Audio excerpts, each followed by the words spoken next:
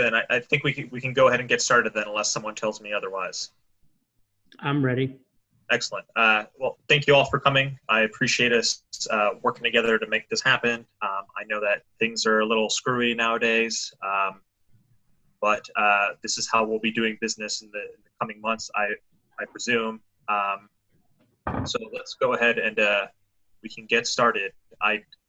This past week, the union forwarded a draft of a memorandum of understanding to the administration. Have you all had time to take a look at that and kind of digest that before we get started today? I think Bill may have left his seat, so I'll give him some time to come back.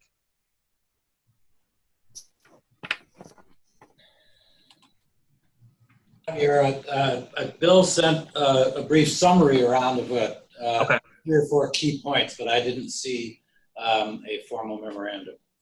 Oh, okay. I have that, and I intend to make that available. I plan to share my screen with everyone, so as we talk about these things, we can kind of go item by item. You can see the language that we proposed, and we can talk about it. Before I dive in, I guess I want to just kind of preface this conversation with a couple of details. I understand that this is probably something unprecedented that we're dealing with as a university, and it's going to require a lot of flexibility from all parties, administration, graduate assistants, staff, and other employees. GAU believes that we're in a position to help. We want to help during these times. We think that we have a unique hand on the pulse of GA life, and we can share information that's pertinent to GAs with the administration, and likewise, we're a great vehicle for dissemination of important information during times like these. So that being said, we offer this memorandum at the moment in the spirit of cooperation. We hope that it starts conversations. We understand that this may not be the final language that we agree to on any of these topics. That being said, things are moving relatively quickly. I think that recent action by the university specifically, I saw an email from the Vice President of Research addressing what research activity will be ongoing as of, I think, last weekend, or I'm sorry, as of last Friday, kind of changes the dynamic of what we proposed. So you may have access to information that we do not when we came up with this MOU. I have that in mind, and we're willing to listen to what the university is doing to address these concerns. That in mind, I'm going to go ahead and get started. Unless someone tells me otherwise or wants me to address it. I'd like to make some opening comments. Okay. One is, we certainly understand the concerns that you're expressing. These are scary times for all of us. We are spending hundreds of hours daily working on the whole issue. Not your demand for bargaining, but just on the whole issue. Most communications are distributed widely across campus. There's a website that's available. Things change daily. And I'll give you just one example from home, personal example from home. I went to Publix this morning during the time for elderly and high-risk folks. They're only letting 23 people in the store at a time. That tells you the gravity of the situation that we're dealing with. And finally, we're operating under orders from the state. We don't have a whole lot of choice in what we're doing.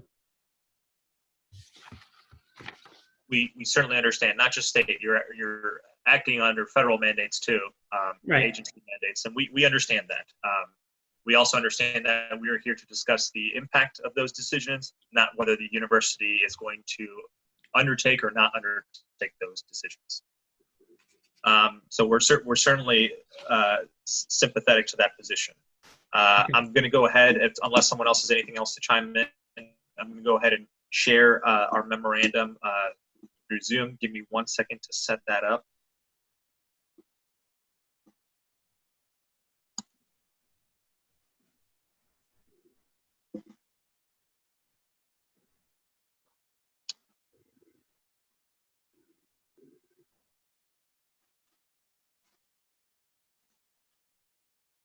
Okay, I hope everyone can see that.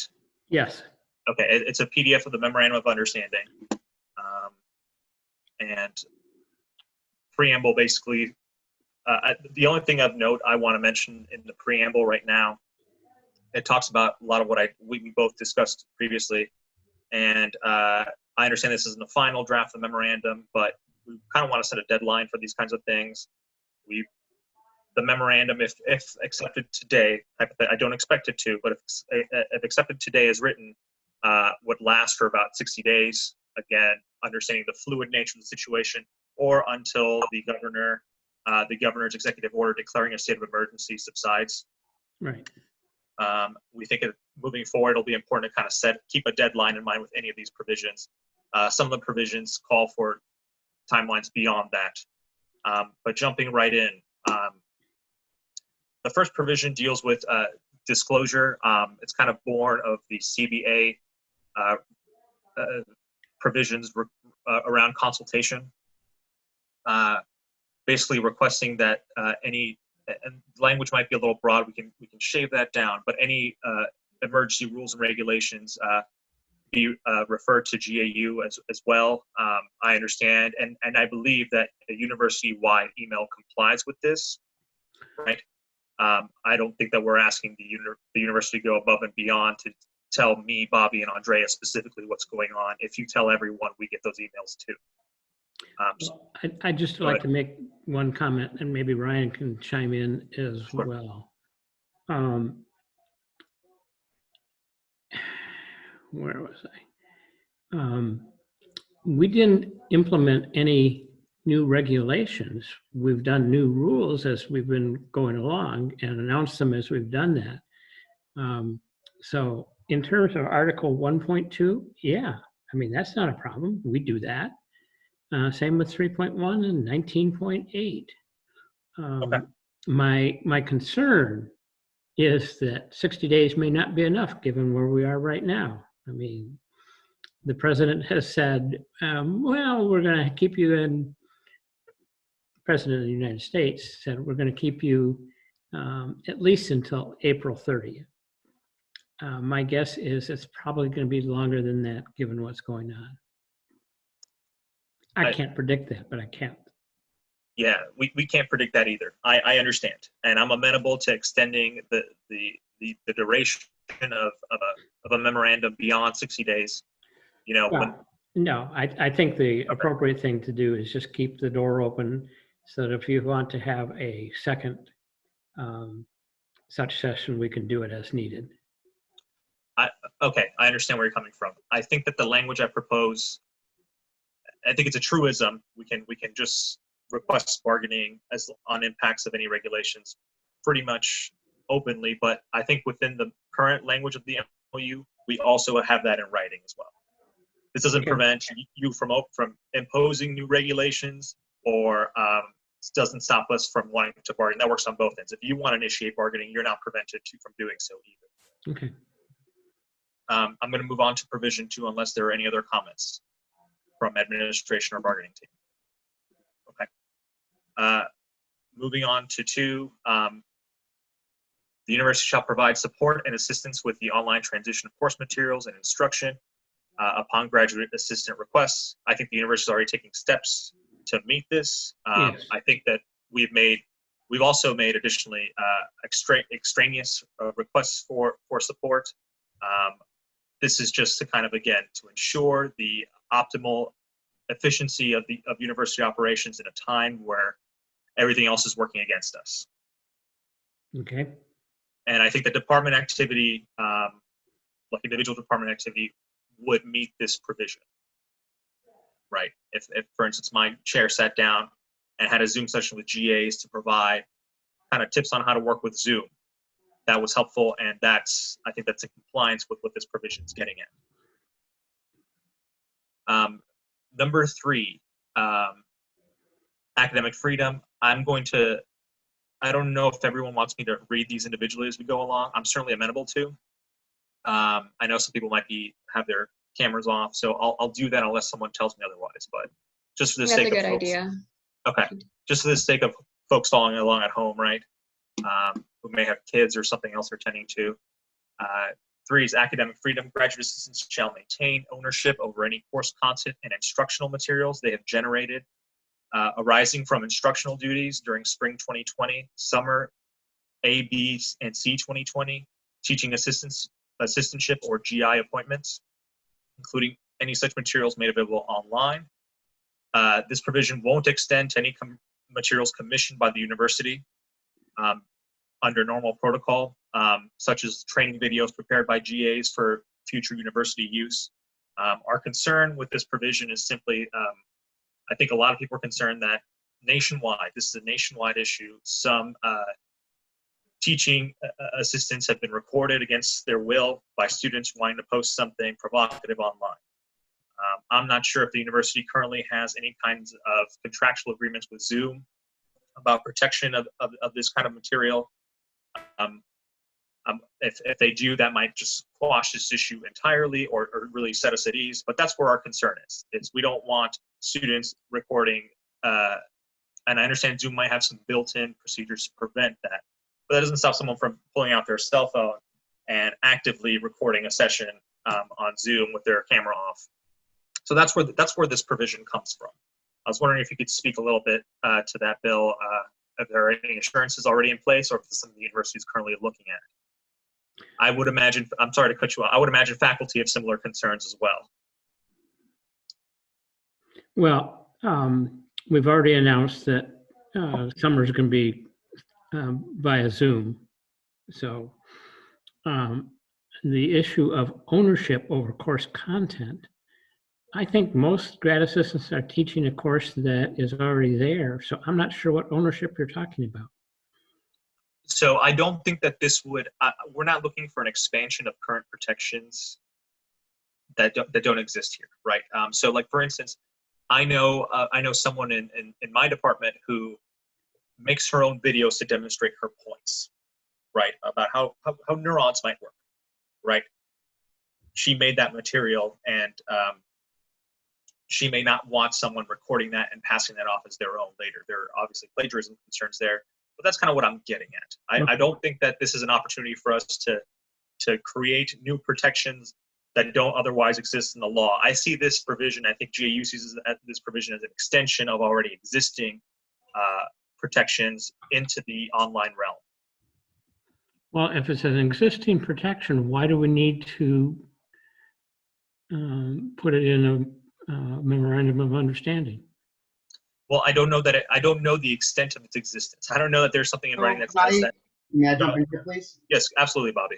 Yeah, so it's important for GAs that are instructional staff to have this in the MOU. So it's something that we can reference if students try to sort of get us in trouble with some political groups that are currently asking for students to send in videos of their professors doing things that are teaching materials that they find to be indoctrinating is the word they use, right? So something that we can reference so we can tell our students if they're passing off our videos to Turning Point USA or similar groups, hey, look, this is our intellectual property. You do not have permission to share this with anybody, right? This is something that well, we can't control that. You can't control it, but you can put it in the MOU, and it's something that we can reference and try to leverage. Okay, keep going. Well, that's the gist of it, right? You may not be able to prevent the student from engaging in this behavior, but we have a mechanism for enforcing this behavior if the student decides they want to take those actions, okay. Right? They may be subject to university discipline. And I can appreciate that these protections might exist. If the GA comes up and asks me right now, I think this is happening, what is this a violation of? I don't know what exactly I point them to.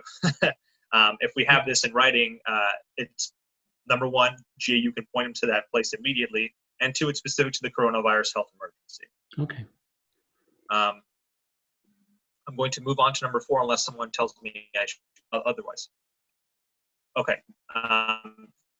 So number 4, hold harmless for online transition. This one is kind of meaty, so just bear with me. But it reads, the parties acknowledge that remote instruction or research work conducted pursuant to this memorandum is not necessarily in the intended format for delivery of course material or research assignments. Graduate assistants shall comply with university mandates for remote instruction or work. Compliance with remote instruction or research work shall not constitute evidence of poor performance, nor be used in any other way to reflect negatively on the graduate assistant's job performance, or to lead to or support adverse employment action against a graduate assistant. This is the general provision. There's a bit more, but just before we dive into A and B, our concern is that we understand that we need to transition to online to best effectuate the university's mission. We don't want a GA who lacks maybe the technological resources or even the technological understanding, that's making a good faith effort to understand how to operate Zoom and move their materials online in ways they haven't had to before and didn't have to plan before this happened. We don't want them penalized for doing that. We don't want someone to say, his computer failed a couple of times or her computer failed a couple of times and it made instruction difficult. I don't think this professor did a good job or this GA did a good job because of that. I think that's a little unfair. Moving into sections A, the university shall waive its right to curtail, diminish, or terminate an appointment at any time due to a failure of an employee in the academic judgment of the university to maintain satisfactory student status or to make appropriate progress towards the degree. The second sentence extends this to the 2021 academic year. Okay, here's a problem. I'm not going to do anything that would eliminate our ability to terminate someone who is not making satisfactory progress in their degree program. That's not a grievable issue. That's not a bargaining issue. That's an academic policy issue. I'm sorry, Bill. If it's not a bargaining issue, why is it in the collective bargaining agreement? What do you mean? It is in the collective bargaining agreement. That's what the collective bargaining agreement says. That means it's a bargainable issue. If it's in the collective bargaining agreement, it's a bargainable issue, no? Fine. I would also define it as a condition of employment. From the graduate school's perspective, there may be language difficulty here, but it is certainly the case. I think the university is committed to the proposition that faculty and staff will not be improperly punished for making a good effort to do what they were ordered to do, and that is to go online for whatever job responsibilities they can. But A under here doesn't refer to job responsibilities, it refers to academic success. And we're not, from the graduate school's perspective, I am very, very cautious about including language that says if a student flunks out, gets Fs in all of their courses because they just didn't want to bother doing it or something like that, that somehow the bargaining agreement that protects their employee role can prohibit the university from dealing with their academic circumstances. That's just nonsense. So we really have to be careful about language that bridges from job performance to academic performance. So I think the concern for a lot of union members is that academic performance is a condition of employment, right? If you don't maintain a certain academic standard, the university will terminate your employment, and that's natural to the kind of position that it is, right? And we can refine. I have no problems discussing refinement of this language. I don't think that our intention was to ask for someone who purposely bombs their classes to be protected, right? We're more so concerned with the GA who has to take additional responsibilities to to comply with the mandate to move everything online, has to meet additional requirements to comply with any research obligations they might have that are tied into academic performance, right? Moving those things online. Very similarly to undergrads who have now been kind of given a little bit of leeway in terms of grading through an SU option, right?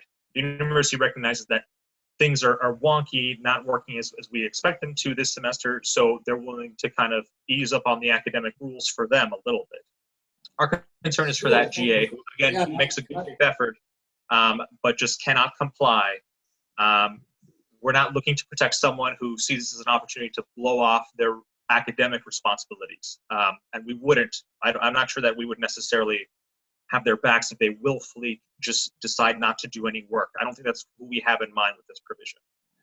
So Yes, all I can say I is- just want to add that the only thing that this changes is the ability for a supervisor to skip progressive discipline. So, you know, this transition is really affecting us. It's hard for us to adjust to the online environment, both in terms of when we're the instructor as well as when we're the student. And the concern is there might be just a handful, not many, but a handful of bad actors among the faculty who might not give any leniency to this transition, right? Okay. Or might use it as an excuse to get rid of somebody. I have one more concern on this, and that is we may have, I don't know that there are any, but we may have some who we've already told that their performance is not up to snuff and their employment ends this semester. And I don't want to give them an extra semester or an extra year. I just don't. Well, this wouldn't this provision wouldn't automatically extend that extra time. It would just allow, it would just require progressive discipline. So there would have to just be a process. No, you're saying we waive our right to dismiss, to curtail, diminish, or terminate employment. I'm sorry. Okay. All right. So if you look at Article 4.7, Article 4, Section 7, subsection A, it says any appointment may be curtailed, diminished, or terminated at any time only by reason of any one of the following. So you can still go through the process of terminating people, but what the collective bargaining agreement here in Section 4.7A says is that you can skip progressive discipline, right? You can do it with the snap of your fingers, right? And I think in this transition period, when we're moving online and everything's changing daily, I think that's unreasonable because you can have a few faculty bad actors who are not allowing for any margin of error, Okay. right, in terms of this transition. Disagree, but that's okay. All right. Well, I've noted your concerns, and I'm hopeful that, it sounds like we want to protect a certain class of good faith actors, GAs, right? And you don't want a certain class of bad actor GAs to get away with bad action. And I think that there's room for us to kind of definitely change the language to accommodate both those concerns. But I appreciate the comments. I've noted them, and we can. I think we can move on to Section B, which I think is more of a kind of a truism. Again, there's going to be a few of those here, where Section B, the language states the university shall abide by all disciplinary provisions of the CBA in cases where an employee, in the academic judgment of the university, fails to maintain satisfactory student status or make appropriate progress toward the degree that's under Article 21, which is the progressive discipline provision. So essentially, we're requesting the university continue. I think that they have to anyway, but that they put in writing that they're going to continue to honor that section of the CBA. Well, no, the point B and the fourth provision of the proposed MOU is applying progressive discipline to satisfactory academic progress. Progressive discipline does not currently apply to. Oh, that's my mistake. I understand. Right. We're asking. So No, but I don't understand. You don't understand? Is there something unique about the graduate assistants here? I mean, in the undergraduate context, the university has already established that it will not dismiss anybody this term for academic purposes. That applies to students, not to some special subset of students. And so I'm trying to get a handle on, there are some protections that may be appropriate and may be uniquely appropriate in the current environment, but they would apply to all graduate students, not simply to graduate assistants. I see what you're saying, Paul. Yeah, so what this does is this just brings in the employment aspect of it, the graduate assistantships. So it doesn't provide any additional special student status or special protection for graduate students who are also GAs. It just allows us to ensure that GAs are not cut off from their funding because an advisor doesn't like exactly how that GA is transitioning to the online learning environment? I think you underestimate the ability of chairs and principal investigators to understand the current situation and act appropriately. No, so As previous grievance chair, I would like to, yeah, that's not the case. What do you mean it's not the case? I have worked with advisors who just terminate students because they are not liked in the lab or in their working group. In the current environment? No, before this. Oh, okay. This is going to be, I don't think that there are very many cases that are going to come up under this. There are a few, it's a very, very small minority of PIs that do this. But we just need to make sure that we're able to step in if they try to do so, right? So we don't expect this to be rampant. We don't expect to have to jump in a lot. But we just need that there as sort of a buffer because these are chaotic times, right? So we're concerned because this is already, before the transition to online learning, this has already been an issue with just a very, very small handful of advisors and PIs. But we're worried that because the transition online and all the chaos that it's created, it will make it easier for them to sort of get away with it, right? So we just need a little extra buffer. Bobby and everybody, I just want to be very clear. For all the time I've been in this role, we have invested enormous energy, often at the request of GAU, to make sure we separate disciplinary action that has to do with job performance from academic performance. We keep those two things as rigidly separate as we possibly can. Now, I understand it is true that if you get dismissed academically, you lose your job. I mean, because you have to be a graduate student in order to be a graduate assistant. So there is a point where those two things touch. There's no question about it. But for all possible scenarios, we've spent a lot of time and a lot of effort trying, in part at your request, to keep these things separate. And I think we've largely succeeded at that. And I'm going to be very, very cautious about backtracking on that success. No, I understand that, but we're just asking for a temporary blending. Paul, you've been very, very helpful in many instances where this has come up. And, I personally greatly appreciate it. You've made my job a lot easier.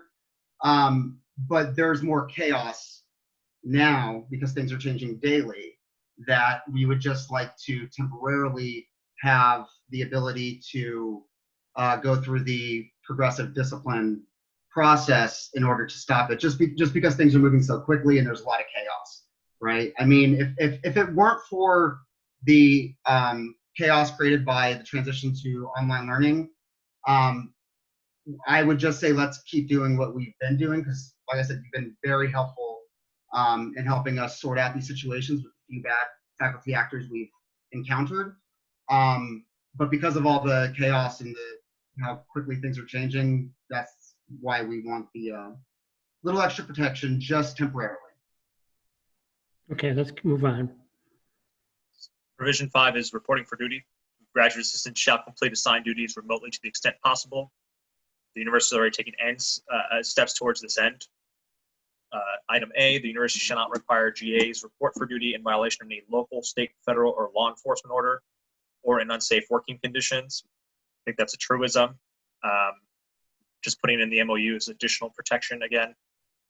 Subsection B, GAs who elect to self-quarantine in response to presentation of COVID-19 symptomology shall be permitted to work from home without disciplinary action or loss of time pursuant to Articles 8.2 and 8.3. Okay, I have a question on that. Sure. You talk about presentation of symptomology. Is that Yes. They have run into something? And hypothetically, they present symptoms that fall under what I guess the CDC or anybody would consider COVID-19 symptomology. Okay, thank you. Right. The idea is, You- you know, you don't want someone showing up to work with these symptoms. We don't want them either. We share Right. lab space with them. So And they shouldn't want them. They should. agreed. Yeah. Agreed. Okay. And just specifically because we tie this to Articles 8.2 and 8.3, we don't want someone who's taking these precautions to be charged their 5 days that they have. I'm not sure if it's annually or per semester to take time off for themselves, right?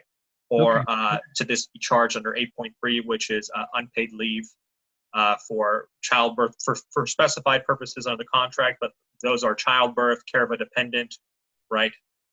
That's where provision B comes from.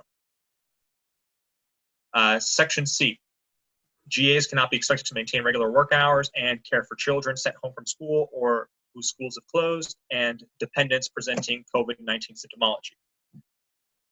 The university shall make appropriate accommodations and not penalize, again, under Articles 8.2 and 8.3, GAs for fulfilling parental or dependent-related duties arising from COVID-19 health emergency. Okay.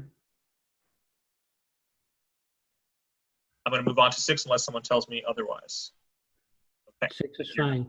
Let's go. And so with 6, I know that this is what I was talking about earlier with the VP of Research already taking steps towards this end. So I think they've already come up with a definition of essential research that kind of goes beyond what we have here. It also extends to human participants in need of important life-saving or health-improving medication. So I'm going to skip Section A with the understanding that we are probably going to want to refine this on our end and on your end, Bill, to kind of comport with what the research office has already kind of concluded, right? I'm sorry, can I jump in here for just a second? You can. I was talking about A, if you're going to talk about B, C, or D. Well, I just, I'm not sure when I'll have an opportunity to jump in with this. Okay. So the graduate assistants in some departments are being forwarded the emails from the VP of Research by their chairs. So the VP of Research will, I assume, send it to department chairs, and then department chairs forward it. But this isn't happening in every department. It would be very helpful if the VP of Research laid out the policies that, regarding reporting for duty on campus to all graduate assistants. They sent it out to the graduate assistant listserv, so that way all graduate assistants know their rights. Because right now it's dependent on whether or not the chair decides to forward it. Is that something you think could happen pretty easily? Okay. Keep going. So item B, GAs will not be required to engage in clinical research involving proximal interaction with participants wherein they may be increasingly susceptible to transmission of COVID-19. As written, this provision wouldn't affect non-essential research that can be performed remotely, right? That's kind of what we want to do. Section D, we're offering forward a mechanism that relevant or irrelevant given the VP of Research's current or most recent email. But in the event that there's a dispute between the PI and the research assistant as to what constitutes essential research work, the PI would have to explain in writing why they think that work needs to be completed, it's essential basically, and why the RA is in the best position to complete that specific work. And copies of that explanation, we're requesting that it be made available to GAU and the Office of Research. And provision E, I think, is maybe something that tends to be overlooked. But GAs will not be unreasonably deprived of access to their workspaces, including research laboratories, equipment, or office space, assuming access is under safe conditions. Again, we don't want anyone with COVID symptomology presenting and endangering others. But for instance, I had to access data that's only available on a certain computer in our lab. And I was a little difficult to do that. I don't want, I guess I don't want someone who's trying to get their job done. There are going to be university obstacles to make sure that everything is safe, that conditions are safe to begin with. But we just think it's worthwhile to put that in writing, Okay. that we won't deprive GAs of the ability to essentially do work. Any questions about Section 6 before I move on? Not hearing you. Keep going down. Okay. 7, increased workload. So No. because Oh yeah. Okay. Go ahead. the COVID-19 health emergency and subsequent measures taken by the university have adversely impacted the workload of GAs, including additional time to prepare online content and arrangements for health and safety concerns. In assistance to the online transition as compensation for the increased workload, this provision requests that GAs currently employed by the university receive a one-time payment of $200 no later than 4 weeks from ratification of this MOU. Answer to that is absolutely not. We can't do something for GAs that we don't do for everybody else, number one. Number two, we're already pausing in terms of hiring people because of what's going on and the impact on our budget. This is going to be a very costly, not the 200, but the whole thing is a very costly matter for the university.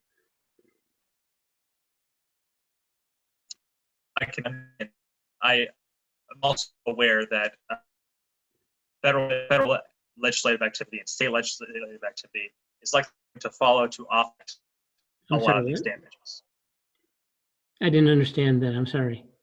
So, for instance, it's my understanding that in the recent slate of federal congressional bills, right, there's already money sent to various universities. I think UF is among them to try and offset the damages that COVID-19 will cause. And I think that the intent of some of that legislation, it might be even in the writing itself, is for compensation. We're likely to get no compensation out of that, but I can't say that for sure. If the university is receiving $30 million from the state of Florida, you don't think that graduate students have a right to a small percentage of that money for the work we've done for the university?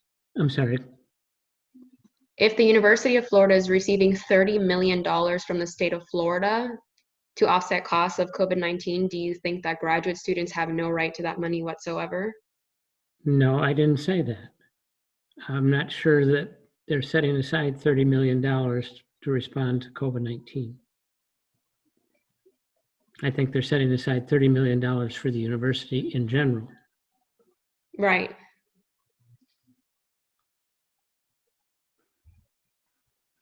So if that's not going to instruction and research, including the instructional and research work we do, where is it going? I'm sorry, what? That 30 million, if that's 30 million set aside for the university generally, and it's not going to support the instructional and research work, including the instructional and research work that we perform, what's it going to? It is scheduled, my understanding is it is scheduled to permit the university to continue the hiring that it had planned on doing of new faculty. I thought you just said that the university was not planning on hiring now because of this. We've got a pause going on because we don't know what the economic impact is.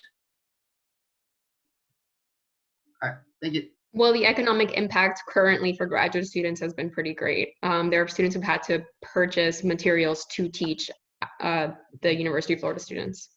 Okay.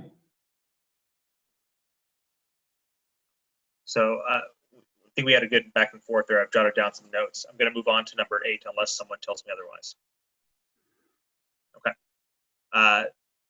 8 is in regard to fees.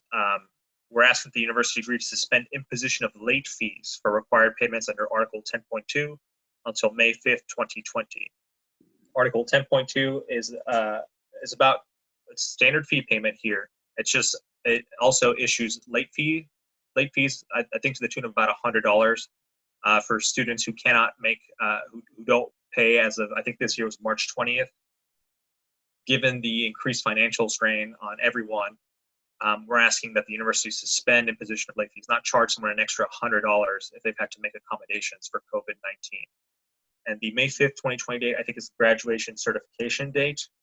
I think a lot of universities are kind of taking steps towards this end anyway, not just with late fees, but some with tuition. GAs are obviously in a position where tuition is at least partially covered. So that's what 8 is about. Any comments or concerns? Paul? All? Oh, Paul, sorry. Are you there, Paul? I am, but I'm failing to click the unmute button. I would only say that I think if the university makes accommodations of this regard, they will be targeted to students. Perhaps they'll be separately targeted to graduate students, undergraduates, and professional students, but I don't think they'll be targeted to graduate assistants particularly, and I don't know why it particularly should be. I think that that's a fair point, Paul. The only thing I would suggest, is because GAs have to make, again, some of us have had to make technological accommodations. We have a computer that can get us through the semester to do our work and check check students' work when we have to grade it. But having to Zoom 30 plus students sometimes, some computers are not going to endure that. So you have to make adjustments, right? So that's why I think that there's a part of this that relates specifically to GAs. Your consideration. Okay, keep going. Okay. Number 9. Continued on-campus housing. The parties acknowledge that 1, a significant portion of GAs are international. 2, the COVID-19 health emergency has had dramatic effects on an individual's ability to travel or return to their home country. And 3, homelessness gravely impairs the GA's ability to perform appointment obligations and ensure academic success. Accordingly, the university shall ensure GAs who reside in on-campus housing will not be evicted or removed from on-campus housing during the health emergency. This doesn't apply to GAs who live off campus. This is under Article 20.3. I don't think the university has indicated that employees had to leave. So I think that one's fine. I just don't, okay. Okay. Yeah, and you can see where our concern is, right? Yep. We know that they've asked undergraduates to leave, but they haven't touched Diamond Village or McGuire in this There's a respect. difference between students and employees. Right. And in this instance, I think you have to think of yourselves as employees. Right. Yeah, but so if you look at University of Pennsylvania, University of Washington, Seattle, when they closed down their graduate housing and made everybody appeal to their decisions, it didn't discriminate between employees and non-employees. And there's been a lot of confusion. People were moved out, then moved back in, and what we're asking for is a clear statement from the university, a guarantee that this will not happen to the employees. Because it's created a lot of heartbreak, a lot of confusion, a lot of headaches, a lot of anxiety in the universities where they have closed down the housing and then had to readjust in order to accommodate international graduate employees and other graduate employees.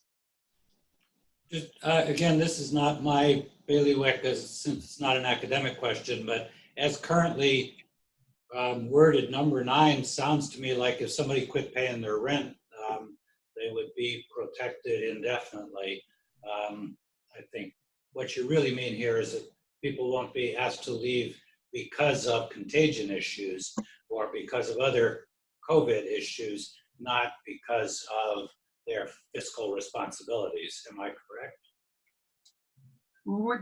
Our primary concern, you're right, our primary concern is just a general closure and how it would affect us. Because you look at universities, like I said, UPenn, UW Seattle, that have done this, they first made the decision to close down all housing, and then afterwards they put together in a haphazard way an appeals process to keep some people in. And in that process, people got moved out and moved back in, and it was just a nightmare for those graduate employees up north who had to experience that, and we want to prevent something similar happening here at UF for contagion issues or contagion reasons, like you said. Well, yeah, Paul, I think that's fair. I don't think that GAU is requesting that someone who lives on campus and creates, independent of like a health emergency, a physical threat of violence to other GAs residing in housing. That's not what we're after here. So I think that we're fine, modifying the language to reflect that concern specifically, or other related concerns. I think that's a fair point. Okay, 10. 10, the university shall continue to provide free COVID-19 testing for graduate assistants. I think Gator Care is already doing that. They haven't set a timeline for when they're doing it, at least until when they're going to continue doing it. So this is kind of something the university is already enacting, right? That will also be true of 11. So unless someone, I'll jump to 11 now, unless someone wants to dive a little deeper into 10. No. Okay. 11 relates to parking. Yeah, So and parking, there was an announcement last week that they're not going to enforce parking. So I'm glad you brought that up, Bill, because I've been I've actually seen conflicting messages from parking. So this is probably something that on their website simultaneously.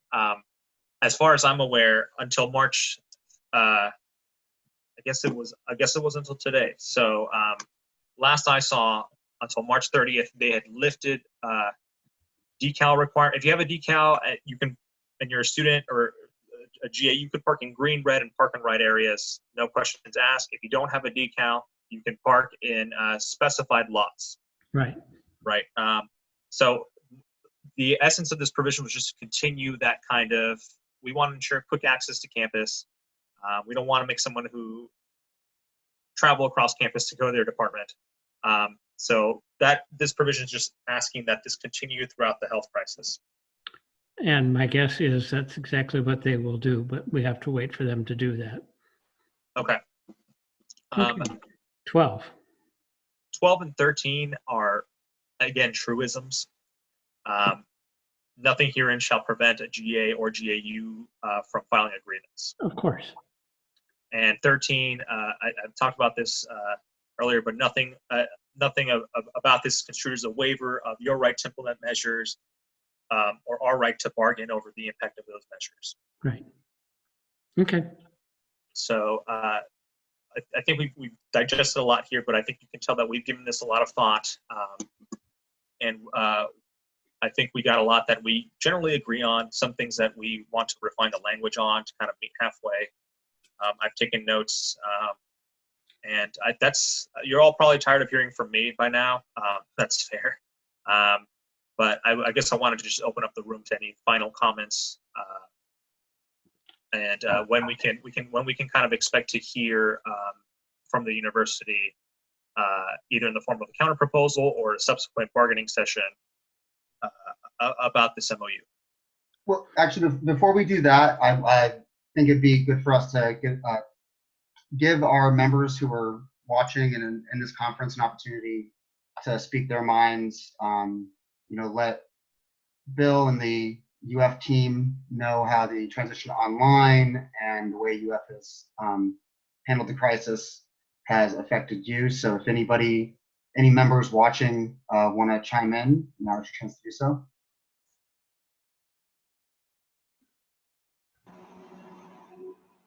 Hello. Hi. I not so much a description of what's going on, but I have a question about something I'm concerned about. So with the transition to online, at least for the summer, it seems like the number of TA positions for each department could be cut down significantly. So is there anything being done to preserve the available TA ships for us? To my knowledge, there's no change in plans in terms of the number of TAs. Is that completely decided by the department?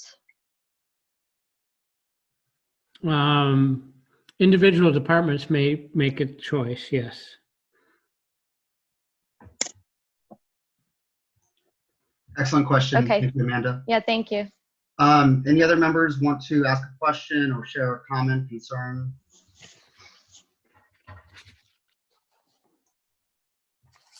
Bueller?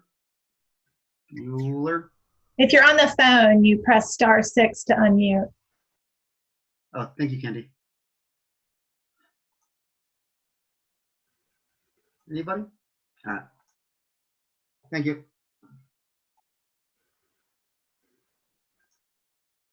Oh, thank you for your questions. And thanks for tuning in. I'll bring back up. I did want to ask the administrative team what kind of whether we should expect a written response to the MOU. If we should set up a subsequent bargaining session. If that's the case, I think now is probably the better time to do it while we're all kind of together. I know I think Ms. Bagley was around when we started. Well, So yeah, go ahead. I've expressed a number of concerns, so we're not ready to sign anything at this point. So I would suggest that you get with Kim to schedule a follow-up session. Oh, okay. A continuation of this one, not a new one, but continuation. Sure. So you say continuation. We've offered up our MOU. At that continuation session, would your team be willing to offer alternatives or just refine your positions a little bit more? I know that you have a problem with specific provisions, kind of outright. I think others we talk about a possible middle ground, about refining the language to address specific concerns that GAU has, Okay. while protecting other university functions that you don't want to compromise. Great. Would your team be amenable to bringing some proposed language on those provisions at that time? Once that's scheduled? I don't know whether we'll have specific proposals or whether we will just simply say we can't go there on certain things. Okay, so we can work with Kim to schedule something. Right. Are you willing to sign a memorandum? I already said, no, I'm not. All right, so are you willing to? I'm sorry, Candy, go ahead. I'm talking about one that we actually come to an agreement on. Oh, if we come to an agreement on one, yeah. So you're negotiating. You just want them to come back with a counter to their proposal? I want them to come back with a clarification of some of the items. I want them to consider some of the suggestions that I have problems with. Do I think that we're likely to come to a memorandum of understanding? Probably not at the current time, but we'll see. Bill, I just want to make a pitch for coming to some kind of agreement in good faith, because I don't know if you're aware of the devastating impact of this on many people. I mean, you stated it at the beginning, these are not normal times. GAU is coming to you because the bargaining unit is very anxious about moving their work online virtually overnight, as well as food insecurity, taking care of children with the schools closed. We're worried about disciplinary action that could mean losing our income, losing our health insurance, possibly our visa. So I would highly encourage you to come up with some principles that you do agree with so that we can assure the bargaining unit that everyone is working together in the best interest of both the school and the students, but certainly the graduate assistants. So I think there is some things here to work with. Yeah, understand. I want to add to what Candy mentioned. I think for the most part, there wasn't a lot of squabble over most of these provisions. Correct me if I'm wrong, and I'll mention the provision titles here. But there was clearly an issue with number 4. That's the hold harmless to online transition over whether a student has made satisfactory academic progress in the eyes of the university. I don't recall there being a lot of tension on number 5, number 6. There was tension on number 7. So apart from 4, I have number 7 jotted down. Number 7 being the increased workload, the $200 request per GA. I didn't hear a lot of pushback on 8 being fees. A lot of pushback on 9, the on-campus housing. On 10, 11, 12, or 13. So to my recollection, where we had disagreements, we mostly agreed. To that end, if we presented an MOU that, if we presented an MOU for signature without sections 4 and section 8, is that something you could reasonably see the university signing soon? I have to review it. Okay. Would All right, you? can I, So I'm sorry, well, can I come? I want to jump in here for a second. Sure. As Bill, as a gesture of good faith, could you at least try to work something out with the VP of Research where he can send an email with the existing protocol, the new protocols for online research to all GAs? Because I mean, one immediate concern we have is that there are research assistants who are not getting this information and still being asked to come in to try to collab. Understand. Okay. Just as a sign of good faith, goodwill, protect the health of our members and the people we represent. Is that something you're willing to agree to today, at least informally here now? I'm not going to respond to anything right now. I need to see additional information. Emailing. I'm sorry. That information's already available, but a lot of students don't know about it. So we're just asking that you make that information available to all graduate students so that we all know our rights, so that we don't have to go searching and digging for this information. It's readily available. It's on the website. I don't Was understand. one email an issue? Why can't you send an issue? Why can't you send an email to the Office of Research so that this information gets disseminated to everyone? Why is that a problem? I can send a note to the Office of Research. And we can forward you the email in question, Bill, Okay. so that you have it and so that you're aware of what specifically we're talking about. Because I don't think that it's currently up on the general COVID-19 information website. Okay. So we'll forward that to you after you've done your review. I don't want to schedule anything before you review the terms, right? Because then there's really nothing to discuss. Will you let us know once you've done that review? Oh, my guess is the review will be done by Monday. Okay. So I think that on Monday we'll reach out to Kim. If you could put into writing, because it's not technically bargaining. If you have your qualms, can you put into writing what those qualms are based on your subsequent review, so that we can work on that amongst ourselves and work on addressing those points before our session. Okay. Thank you. I don't have much more. I don't have anything else that I think it's that I wanted to bring up. Does anyone have anything else they wanted to bring to the table? We're talking about resigning. I would just ask Paul and Judy and Brooke and Ryan if they had any observations. I'd like to read it a little bit. Yeah. From Judy and I think we just need to review this document more thoroughly than we've had the opportunity to. Yeah. Okay. Yeah, And this time. Bill, can you forward that to the rest of your team? Forward what? The memorandum that we sent you? They all We have forwarded it. it to Kim. Kim should have all that information. So Paul mentioned earlier that he got a summary, but not the full document. Bobby forwarded the full document on Friday. Yeah. Do I have that right, Paul? That you don't have the full document, you only have a summary? I'll go back and look at my Friday email, but Okay. I don't believe I got Kim it. just wrote that she's going to send it out. Thank you, Kim. Thank you.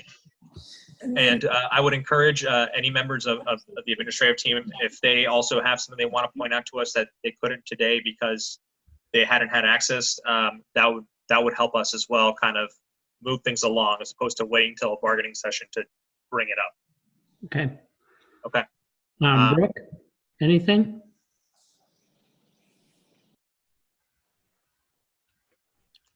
All right. Ryan, anything?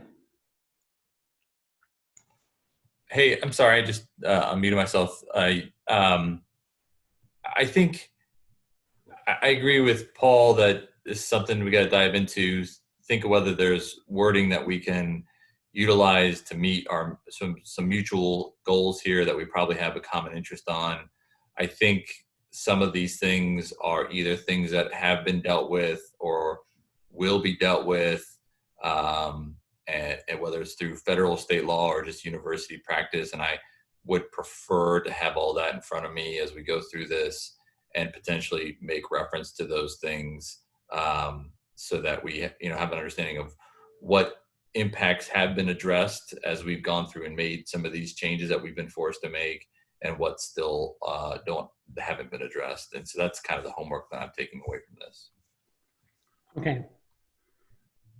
But that's fair, Ryan. That's a lot of homework for us too. Like I said, things are changing very quickly. So we might have discussed something just now that the university has updated its policy on. So I would encourage you to, again, reach out to us and through Bill and let us know of anything that you find, Okay. particularly. Kim? Kim, are you there? She responded via chat that yes, she is here. Yeah. Do we have a Zoom mechanism for our team to talk after this? And how do we do that?